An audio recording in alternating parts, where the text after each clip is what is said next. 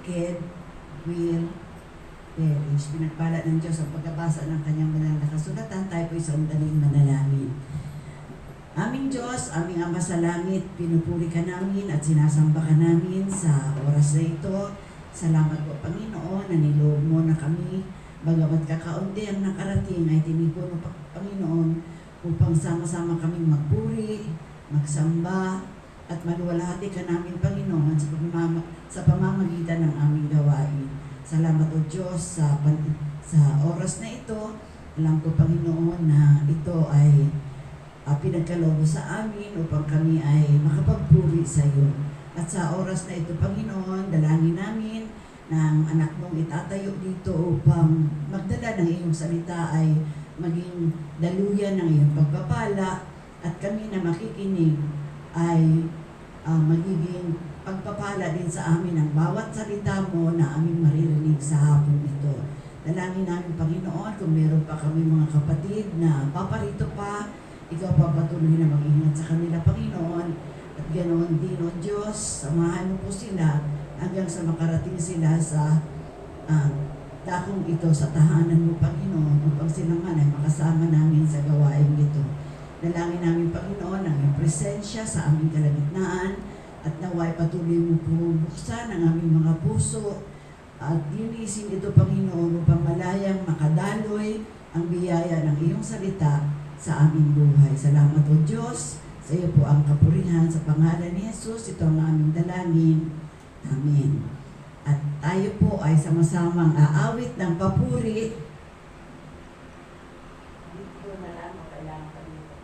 Tinatawagan po ang magigiting na mga mang-aawit ng panghapong worship service.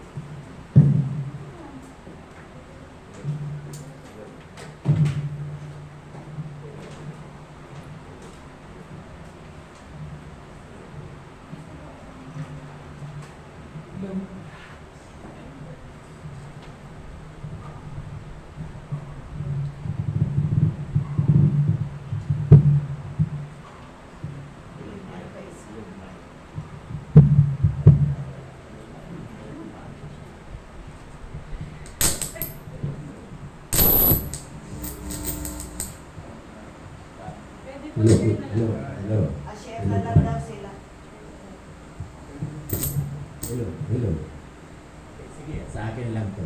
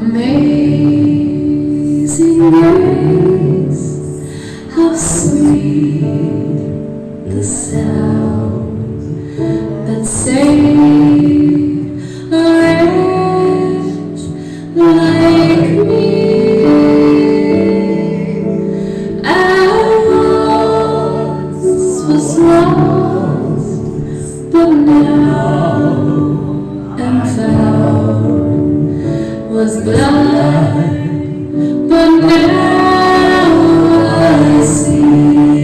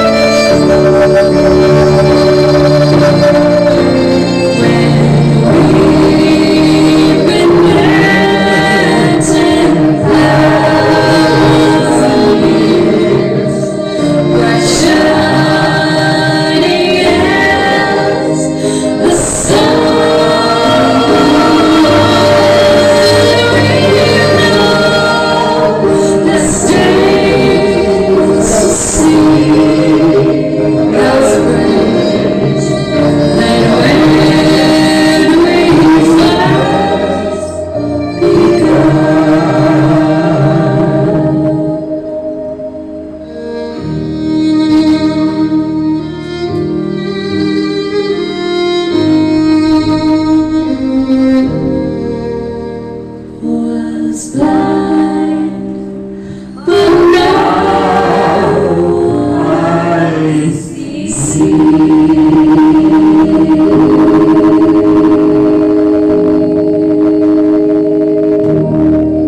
Ngayon naman po ay sunod natin ang may galak, may saya.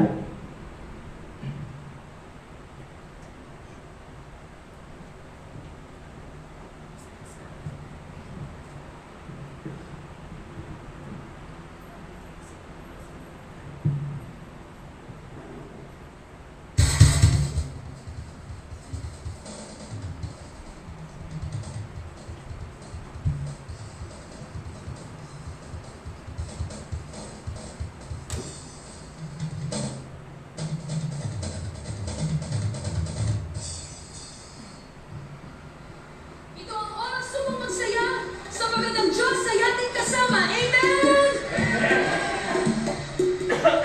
Ang lahat ang nagmamahal sa Panginoon ay inanayaan ng umawit at pumalakpak. Itaas natin ang ating papuri at tayo sumigaw ng Hallelujah! Kung ikaw man ay may kabigatan at lungkot sa puso, magsimula kang umawit at magpuri sa Panginoon dahil sa kanyang presensya mo lamang matatagpuan ang tunay na kapayapaan. Sa kanyang piling mo lamang mararanasan ang tunay na kagalakan. Sa kanyang bisig mo lamang madarama ang tunay na kalakasan. Dahil ito ang kanyang pangako, bibigyan kanya ng lakas tulad ng akila at ikaw ay kanyang iaangat sa mga bagyo at pagsuko. Kaya inanayaan kitang patuloy na mag-aari ang mabuti sa ating Panginoong Jesus dahil sa piling niya ay magdala. May kaya, may saya, may tuwa sa piling ng Diyos, sapagkat hirap ng puso ay naglalaho. May awit, may sayaw, at papuri para sa Diyos na hatid ng puso, pinagpala ng Diyos. Handog niya ay kapayapaan, handog niya ay kagalakan, handog niya ay kalakasan, sa bawat pusong nakapagaan. Kaya ang awit ng papuri, awit ng pasasalamat, at ang awit ng pagsamba ay para lang kanya. Sino mo ngayon ang nakakaranas ng pagpapanibagong lakas habang nagpupuri sa Diyos? Lahat tayo bumalakpak at ihayag na sa piling niya ay may dala. May saya, May saya, may tuwa, may tuwa sa piling ng Diyos, sapagkat hirap ng puso puso ay naglalaho. may saya, saya, at papuri At papuri para sa Diyos na hatid ng puso, pinagpala ng loob. Handog niya ay kapayapaan, handog niya ay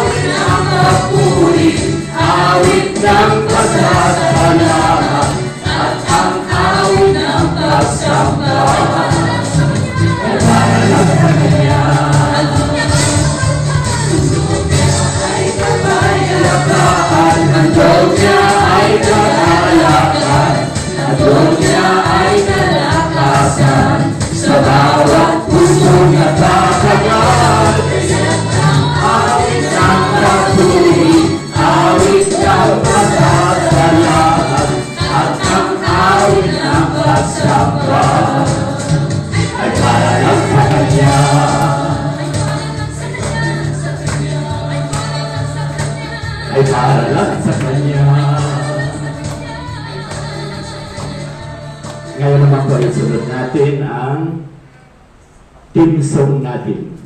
Sapat na at higit pa. Awit, verse 20, chapter 23.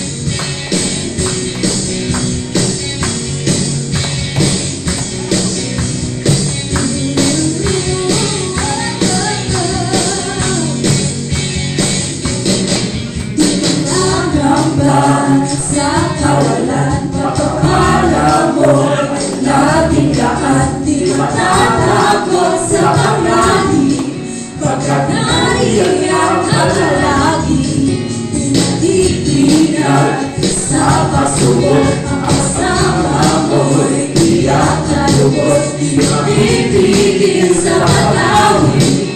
Pagkat ikaw ang mabuti, pagkat ikaw ang mabuti. Ikaw ang aking pastor, hindi mapupulang sa kanya. Aking ka, yaya mo sa tana at tunaapaw sa kanya. Aking ka, sa lahat kong mga kailangan, iba sa lahat kong inaasahan. Wala nang mahihintang pagkat ika'y sapat na, ika'y sapat na, aking ka.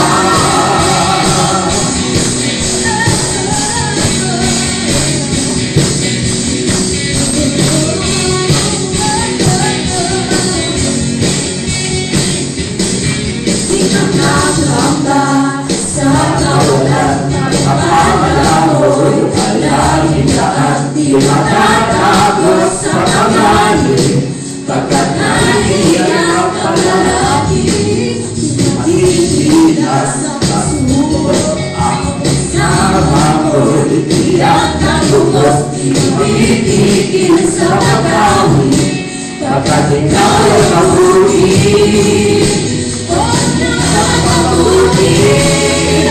Ikaw ang aking pastor, hindi mapupulang sa kanya. At higit pa, kaya mo sa kanya at tunaapaw sa kanya. At higit pa, sa lahat kong mga kailangan, higit pa sa lahat kong inaasahan. Wala nang mahihintang pagkat ika'y sapat na, ika'y sapat na.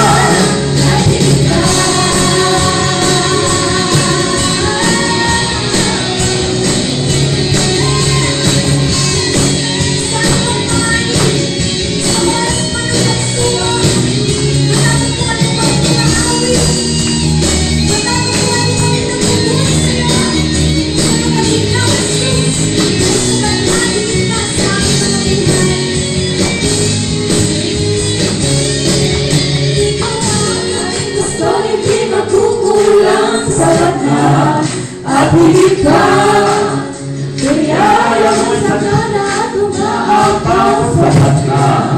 At higit pa,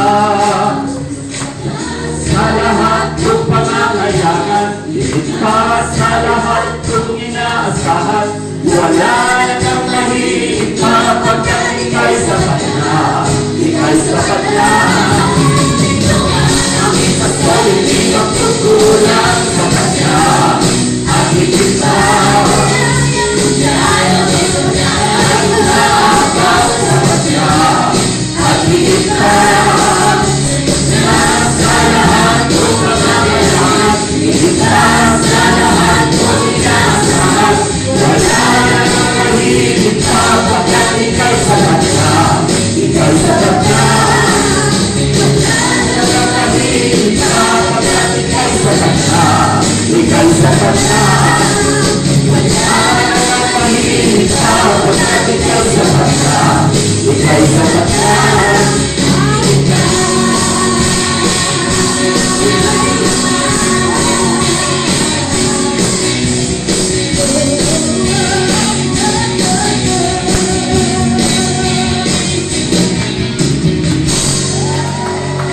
Salamat po, Panginoon!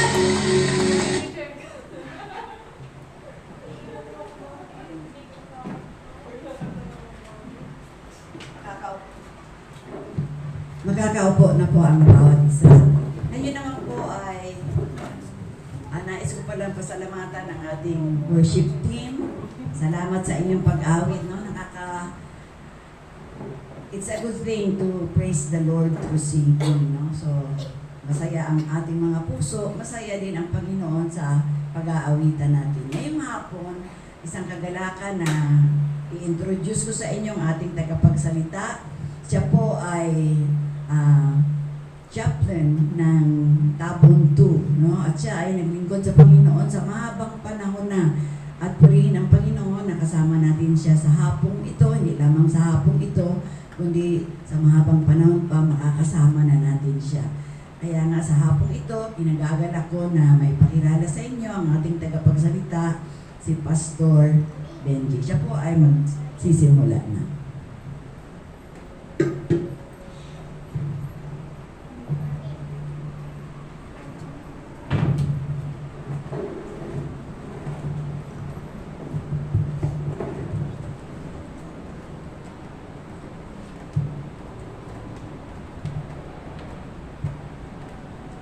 Isang mapagpala at magandang hapon sa ating lahat. Gandang hapon din po. Medyo malamig na ang hangin Kaya ito ay talagang sapat na ang pagpapala at ang pag-ibig ng ating Panginoon. Tungayan po natin sa bagong tipan sa Galatians chapter 6 verse 7. Galatians chapter 6 verse 7. Ito po ay New International Version. Ito po. Nasusulat po, do not be deceived. God cannot be mocked. A man reaps what he sows.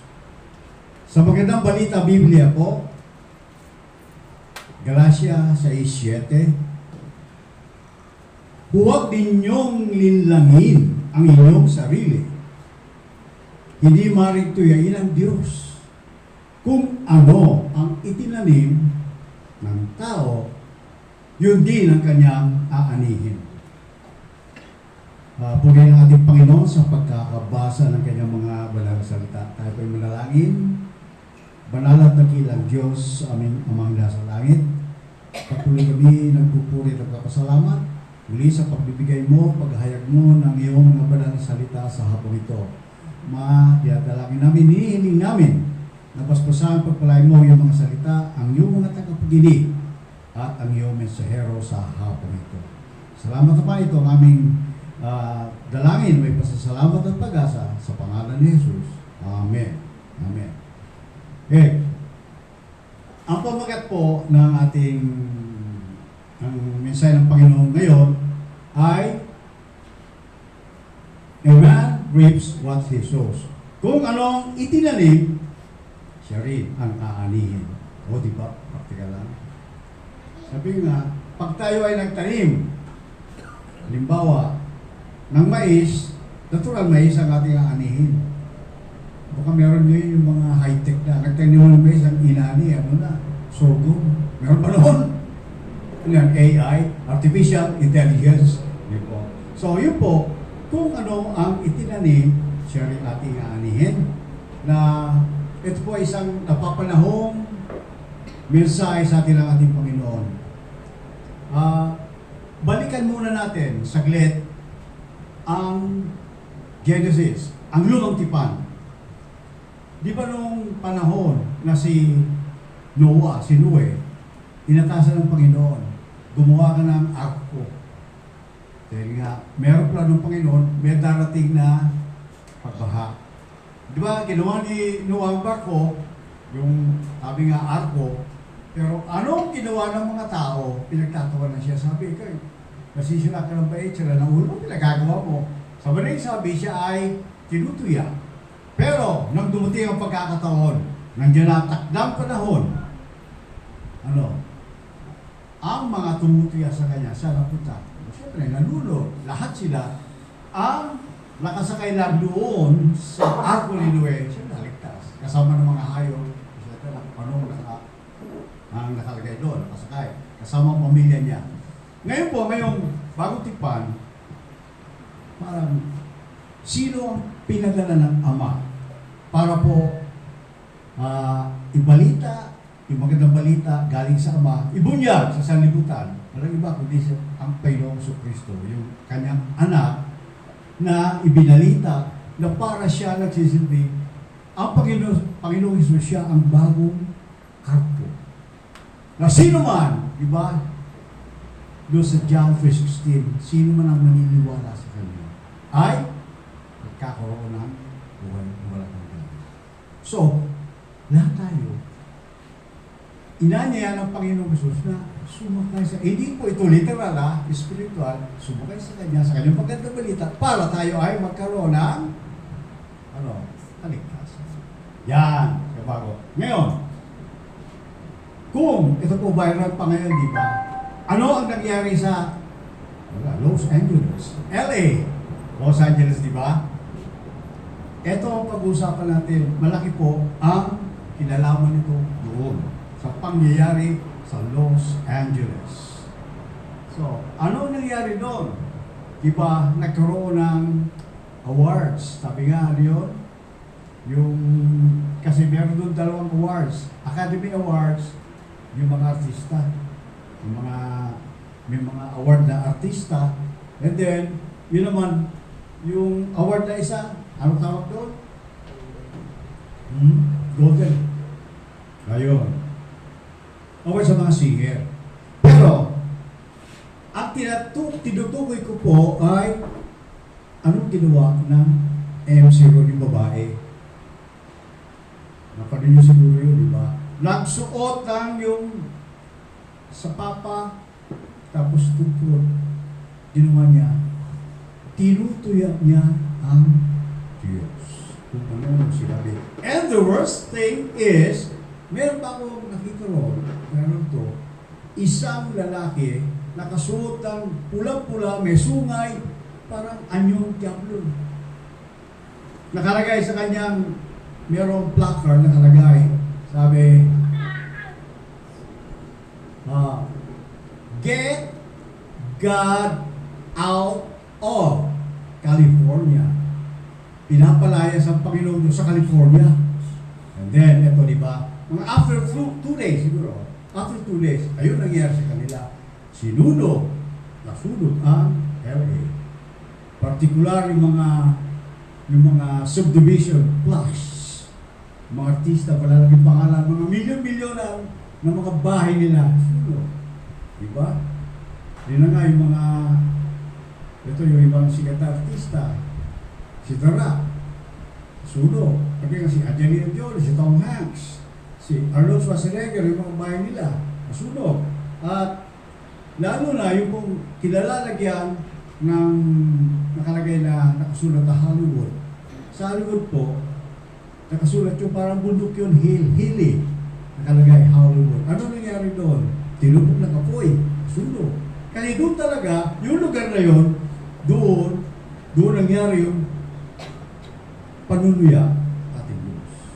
Sila mismo, yung Golden Globe Awards na yan, na parang inisip nila, sila pinakasikat, mayroon sila milyonaryo, etc. ganyan, papalayasin nila ang Diyos sa California. Okay? Kasi, tayo nga pala, ang LA kasi, ayun ang port of entry galing sa Asia, Los Angeles or San Francisco. Yun. Galing ka sa Pilipinas, either San Francisco or LA. Na nasa ticket mo. Yun naman sa Europe, pababa ka ron, port of entry mo, New York, sa Kennedy Airport. So, yun po, ang isip nila, wala ang Diyos, wala na. Walang paniniwala, wala. Hindi nila kinikilala, walang respeto. Ayun. Tawag na, pinarusahan sila. Ito po yung tatalakayin natin na una po, dito sa binasa ko, meron tayong 3 bahagi rito.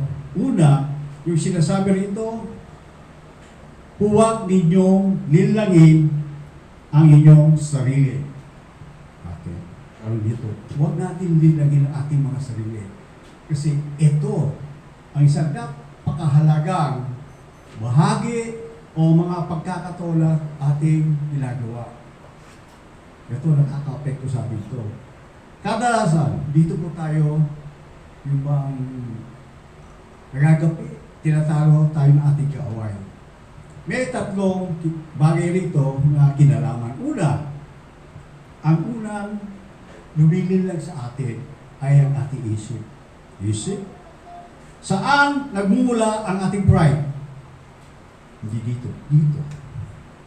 Pride, yun ang matinding kalawang sa buhay natin. Kahit sino eksperto, hindi pwede mahirapan. Pride. Lalo na po, tinatawag na spiritual pride. Yun. Pride pa rin yun. So, kaya nga sabi, huwag nating linlangin. Dahil, alam ba natin, sa bawat iniisip natin, sumisingit ang kaisipan ng kadiliman. Doon ang kahinaan natin sa ating isip. Ano bang iniisip natin? Nandyan ang kaaway. Sabi nga, naniniwala pa kayo na ang kaaway ay nagsisimba, sumasamba, nagbabasa ng Biblia? Totoo hindi? Ayun. Bakit? Ang kaaway kasi, walang magawa. Surrender siya. Hindi ko kaya ang Diyos. Kaya ang ginawa niya, nakisama. Sumisimba, nagbabasa ng Biblia, at nagaanyong tupa. Pero, sa kabila nun, kambing siya. So, yun na nga, mag-ingat tayo na dito na mismo sa church, nandiyan ang kaaway. Kasi hindi tayo tinitigilan hanggat hindi tayo nasisira. Ginagawa niya to destroy at paghiwa-hiwalayin. Dahil, yun ang kaya niyang gawin. Kaya nga sumama siya. So, tayo po ay mapagmatsyag, lalo sa ating mga sarili, sa ating isipan, dahil kung ano ang iniisip natin, siya po papasok sa puso natin. Diba? Magkakaroon ng tugalian. Ayaw mo, gano'n, merong magdidibati yan. Minsan, out of harmony, doon tayo nasisira. Pero pag may harmony ang puso at ang isip, yan maganda, na yun ay pagpapala ng Panginoon kung ano ang kaloob ng Panginoon na masusunod. Yan. Eh kaso nga, halos lahat, sarili natin kalooban ang nasusunod. Kaya, yun po, papasukin tayo, malingin lang tayo ng kaaway. Ang sumunod po, ang ating pananalita. Huwag tayo palilin lang sa ating pananalita. Hindi po ito, ako ko sa bang, ganoon pa lang mga, you're very, proficient in English. Ating communications. Meron yan. Sabi nga, dapat ang isipin natin ay to progress, not to impress. Lalo po, tayo ay mga mananampalataya. Karamihan dyan, pa-impress. Pero yung paglago, wala, just to impress. So, yun po, kasi dalayan ang dila natin, ang maliit na parte ng ating katawan na nagmamada kung saan niya gustong dalhin, maliit na bahagi, na parang barko.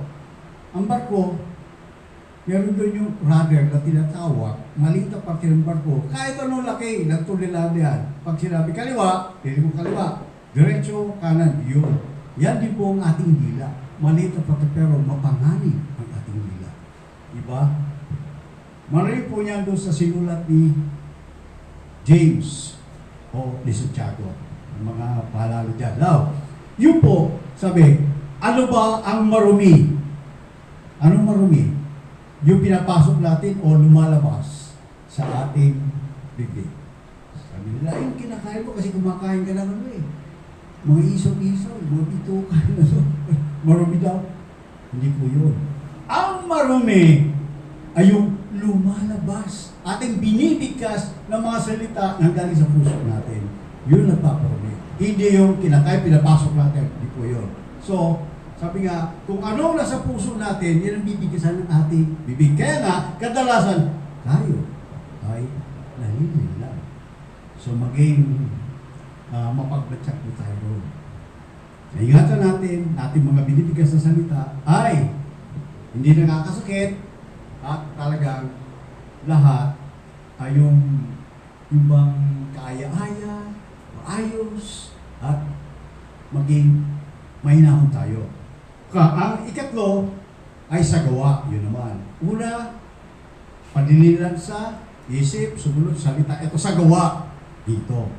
Kahit anong ganda ang inisip ng ating sinasabi, pag ang gawa natin taliwas sa kalooban ng Diyos, wala rin.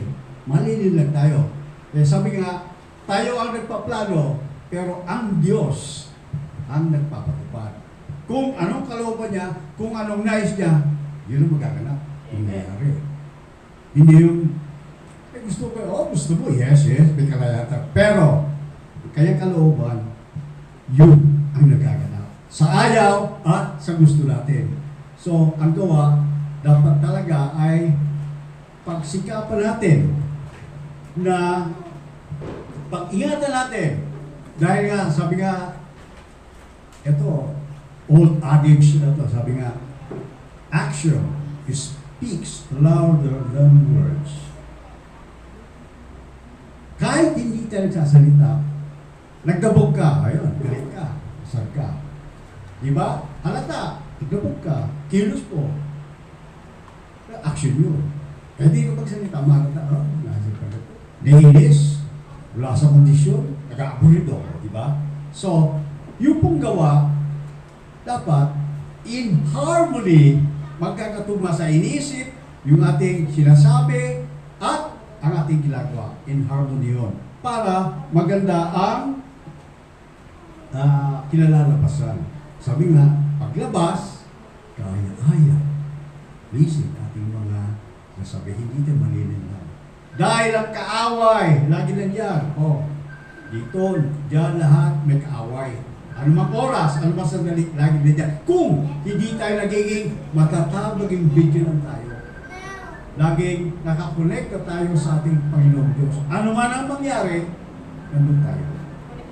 Dahil kung wala ating connection, hindi tayo yung panalangin natin, etc. ganito. At ang focus, sabi nga, di ba, focus natin sa Panginoong Kristo, yan. May panangganan, may panlaban tayo. Dahil kung isang iglap, tayo po ay, ayan, medyo nakaligat, ayan na. Kaya nga, sabi nga, tayo mga tao, hindi tayo lubos na masama. Tayo po ay mahina. Yan ang kinakapitalize, sinasamantala ng away. Ang kahina natin, mahina tayo. Ang nagpapalakas lang sa atin ay Panginoon Diyos. Wala ang kanyang kalakasan, mahina tayo. Wala tayong direksyon. Okay. Ngayon po, ang ikalawang punto rito, ito na. Hindi maaring tuyain ang Diyos. Yan. God cannot be mocked. Ito ang nangyari sa LA, di ba? Tinuya nila ang Diyos. Tulad ng pagtuya, yung ginawa nila, ang nangyari, ayun. At iba, parang balumbo ng ano yun parang side lang ako Sino gagawa nun? Yung ba yung technology? Ito ba ay AI, Artificial Intelligence? Hindi sabi, the wrath of God ang parusa ng Diyos. Pinalasap, pinagama, doon, lalo na, doon sa sentro na yun ng Los Angeles. Pero magtataka tayo, bakit? May mga gusali, lalo na yung may cross, merong gusali ng, di ba, church, halimbawa. Merong hindi, ikaw lang nasunod. Gawa rin ang Panginoon yun. So, lahat ng yan, pinakita dahil tinuya, hinamak, binastos. Then, nabulag sila sa kasikatan. So, pera, material na bagay. Sabi niya, gaganda nila mga award. Asan ang award? Yun, nasunod. Pati pinagpundar mga milyong-milyong halaga ng kabahayan. Lalo siguro sa Beverly Hills. Kako nagkakamali. Yun, sa lugar ng mga artista. So, yun po, dahil tinuya nila ang Diyos. At ang tanong, bakit hindi dapat tuyain ang Diyos? Bakit natin hindi dapat tuyain? Bakit? Una kasi, God is the omnipotent God. Siya ang pinakamakapangyarihan sa lahat. Lalo pa bang lalabas sa kanya, siya lahat. Makapangyarihan. Sa buong sansinuko, kahit saan man, siya makapangyarihan Diyos. Tutuyin natin yun. Makapangyarihan siya. Hindi siya AI. Hindi siya yung mga technology. No, siya makapangyarihan Diyos ay omnipotent God. Sumunod, kung bakit hindi natin dapat tuyin ang Diyos. Siya ay ang omniscient God. Siya ang Diyos na nakakalam ng lahat. Alam niya lahat ng pangyari. Noon pa man hanggang ngayon, alam niya. Natangin siya lang, hindi natin alam yun. Noon, ngayon, hanggang bukas, alam niya. Kasi nga, siya ay Diyos na dapat igalang, irespeto, mahalin. At hindi dapat tuyain, hindi hamakin, hindi pagtawanan. So, yun po, siyang nakakaalam ng lahat. At ang ikatlong siya po ay omnipresent. Pamilyar na kayo rito, omnipresent. Yan, God is everywhere. Kahit saan man, nandun siya. Ganyan, sabihin mo, nandito sa akin, sa akin kalagitan. In spirit, ha? Sabihin na Diyos ang Diyos. Nakita ko, in spirit, nandito siya. Sama natin. At, ganito nga, hindi po nakukuha sa bilang ang pagsamba, totoo lang, hindi po okay. Anong gagawin mo sa libo-libong papalakpakan, gano'n, pero, tutuyain, lilinin na ang sarili. Dito, totoo. Kahit konti bilang nandun siya. Ito sabi nga, 2-3 na nagkatipon sa kanyang pangalan, nandun siya. So, nandun yan. At yun ang pananggalang natin sa ating kaaway. Tinutokso, wag kang makinig ka, wag kang magsasabi. Ayan yan. Ayan, nagsisimba nga eh. So, yun pananggalang natin. Espiritu ng Diyos. Siya ay omnipresent. Kahit saan, nandun siya. Kahit saan tayo tumungo, basta tumatawag tayo sa Kanya, nandun siya. So, ang ikatlo po, ang panghuli, ay kung ano ang itinanim ng tao, yun din ang kanyang aanihin. Diba? Kung anong itinanim. Halimbawa, nagtanim ka lang sa manalo, ano aanihin mo? Kagalakan? Hindi. Sa manalo. Nagtanim ka lang, halimbawa, yung inggit. Siyempre, yun ang aanihin mo. Di ba sabi mga kanina, kung ano tinanim, magka kumasa, di ba ang aanihin mo? So, yun po, kung ano ating itinanim, siya rin ang ating aanihin. So, paano natin may isasayos ito ng tinanim nito? Ano ang dapat nating itanim? Una po, ang dapat na itanim natin ay pag-ibig. Magtanim tayo ng pag-ibig. Anong aanihin natin? Pag-ibig din. Hindi po, hindi selos, hindi kutsa, hindi, pag-ibig. Because God is love, di ba? Ang Diyos ay pag-ibig. Una sa lahat. Ikalawa, magtatanim tayo ng pagkamatuwid. Righteousness. Hindi righteousness natin, kundi righteousness na galing sa Panginoon. The righteousness of God, itatanim natin yan. Yan din ang ating aanihin. At ang ikatlo ay ang goodness. Kabutihan dahil because God is good. Di ba? Masabi, God is good. Ang kabutihan ng Diyos dapat tatanim din natin. Kapag naganap yun, pwede pa i-memorize siya, kabutihan, alam natin yun. Pero ganito, meron pong, sabi, ang kabutihan dapat tama. Sabi nga, do good and do it right. Mabuti ka, hindi naman tama. Dapat balance yun. Nakuha nyo? Na ito, mabuti ginawa ko. Tama ba? Tama ginawa ko. Mabuti ba? Ganun. So, dapat balance. So, ito po, kapag nagtanim tayo ng pag-ibig, ng pagkabatuwid o righteousness, at ang kabutihan, yung goodness, ano ang ating aanihin? Yung aanihin po natin, ito. Dito po, babasahin ko sa Galatia 5:22-23. Galatians 5:22-23. Ang aanihin natin, of course, ang bunga ng banal na Espiritu. Ano mga bunga yun? Siyam na bunga. Una ay ang pag-ibig, ikalawa ay ang kagalakan, Ikatlo, kapayapaan. Ika-4, pagtitiyaga. Panglima, kabaitan. Pang-6, kabutihan. Pang-7, katapatan. Pang-8, kahinahunan o gentleness. At ang panghuli, pagpipigil sa sarili o self-control. Now, eto po, di ba sabi ko kanina, kung ano ang pinapasok natin sa ating sarili, yung kinakain, pinapasok, pagkain spiritual, pagkain material, ito po, pagkain din ito, Panginoon Diyos. Parang sandwich, ito. Nakita nyo, bakit sa tweet na ang love, pag-ibig, di ba sandwich, dalawang loaf bread, ang sa ibabaw, yung pag-ibig. Tapos dito sa baba, yung sa loaf bread, yung self-control. Pagsaklubin mo, yung 7, silang palaman, yung kung kainin natin. Kakainin natin yan at kalatasan. Siyempre, sa biyaya at sa paspas ng Panginoon, ang lalabas sa ating puso, ang bibigkasin natin, isipin, bibigkasin gagawin, ano? Ready? Bunga ng banal na Espiritu. Mabuhay natin. Yun.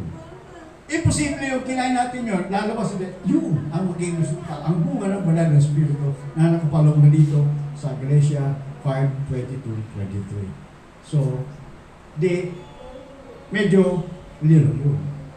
Na dapat nakikita sa atin, sa ating mga mananampalataya, kung anong bunga na siya rin ang kung anong tinanim, siya rin ang magiging bunga. So, pag ito na, muna tayo. Simple lang yan. Hindi po ito magic ha. Habang buhay tayo, habang buhay ito, lifetime process. Na pag sumika pa natin na sa buhay ito.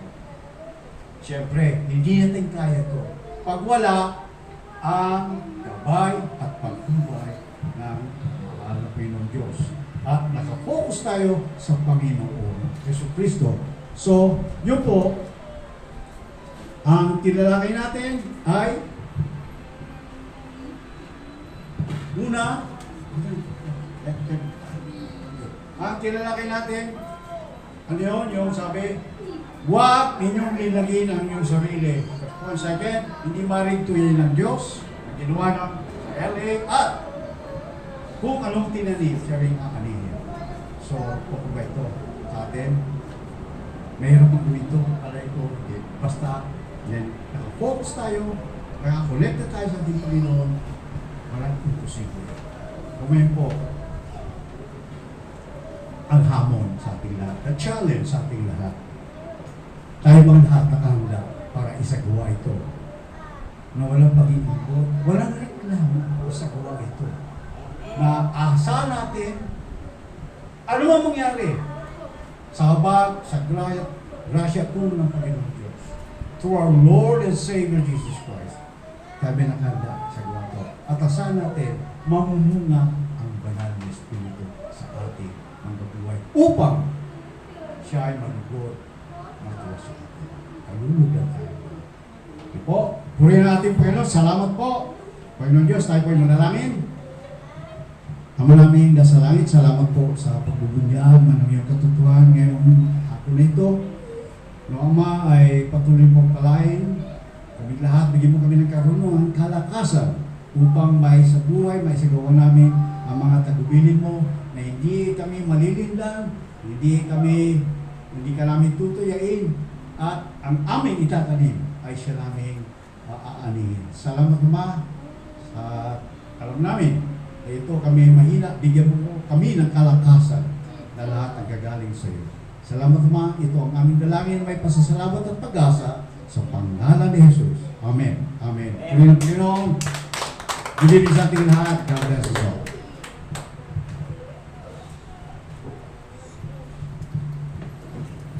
Maraming salamat, Pastor, at sa isang mapanghamon at mabiyayang mensahe ng buhay. Ngayon naman po ay gaganapin natin ang ating paghahandog habang umaawit si Pastor Edgar San Miguel.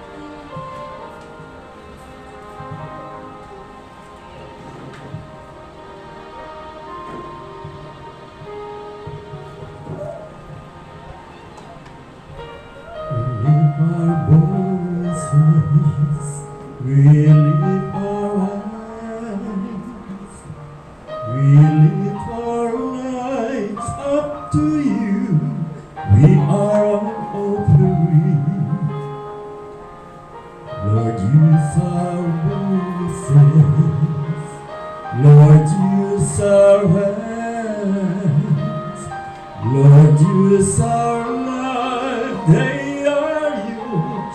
We are unopened.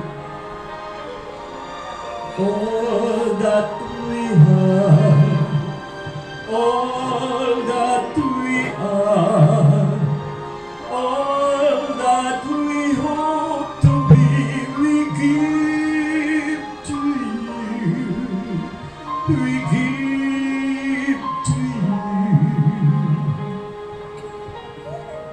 We lift our voices, we lift our hands, we lift our lives up to you. We are open. We are an open.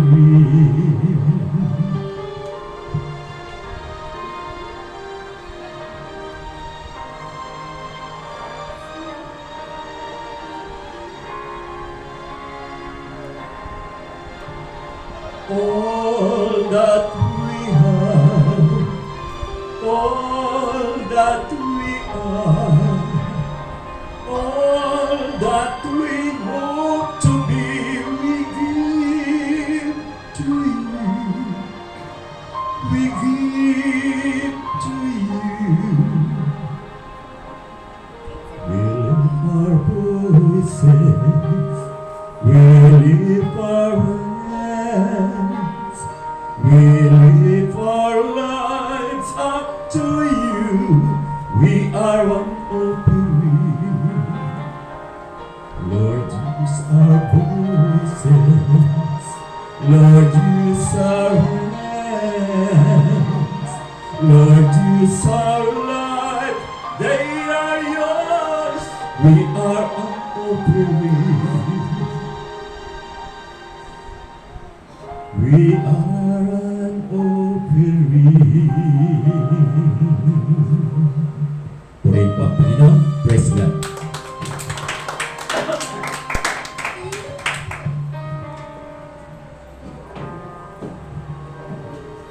Salamat, Pastor.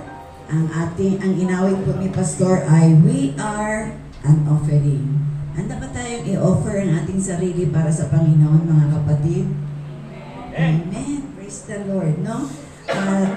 Ipanalangin natin ang ating mga handog. Dakilang Diyos, salamat po sa hapong ito, salamat sa gabing ito, Panginoon, na kami ay napagpala mo sa pamamagitan ng iyong mga salita.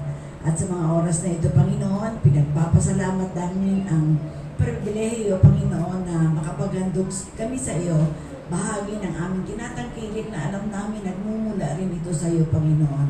Pagpalain mo po ang mga kamay na nagsipaghandog at ibalik mo po ang higit pang pagpapala sa buhay ng mga kapatid kong ito.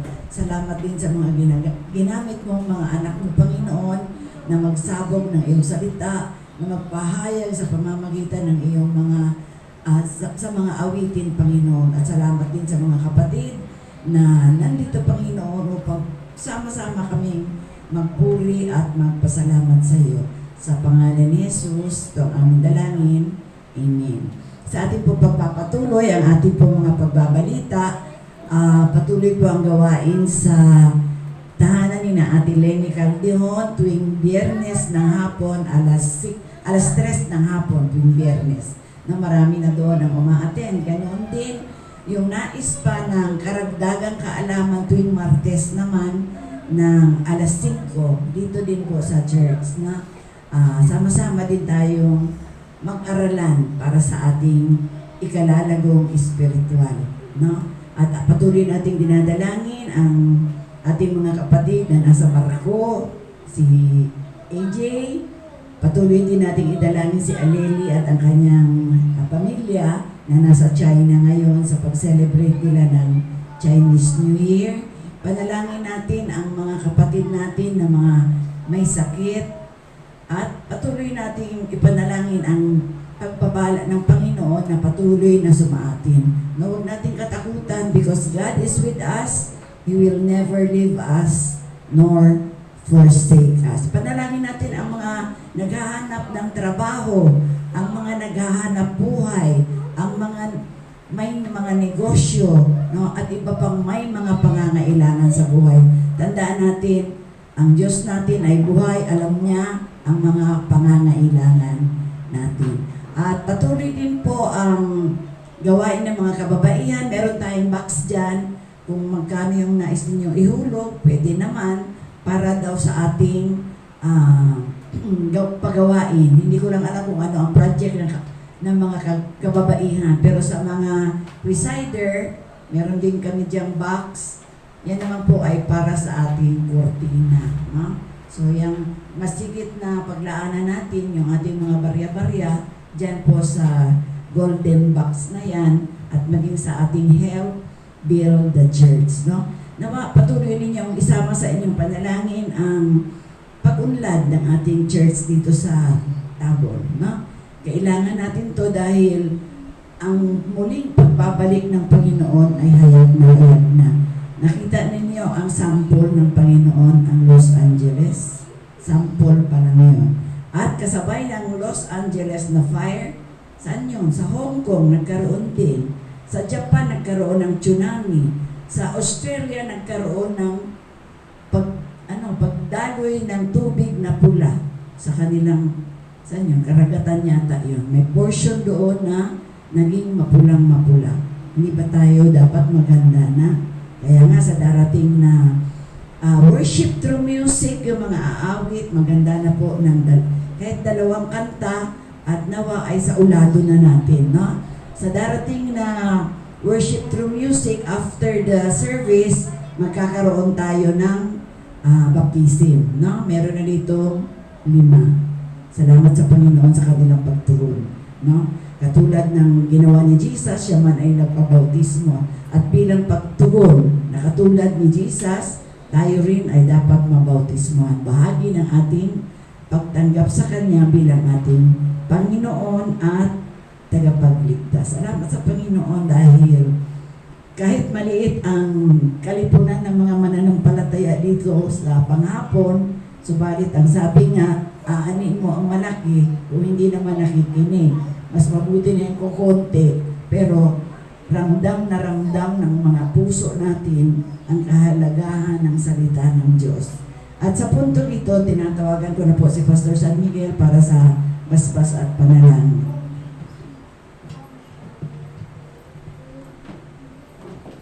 Inaanyaya ko pong tumayo ang kapulungan. Tayo po'y manalangin. Ama namin Diyos na makapangyarihan sa lahat, marami pong salamat at muli ay tinipon mo kami sa taong ito upang kami po ay sama-samang magpuri, magpasalamat at sambahin ka po namin sa Espiritu at katotohanan. At dinadalangin ko rin po Lord, nawa po Lord, igawad po ninyo ang basbas sa gabing ito sa mga kapatiran ito.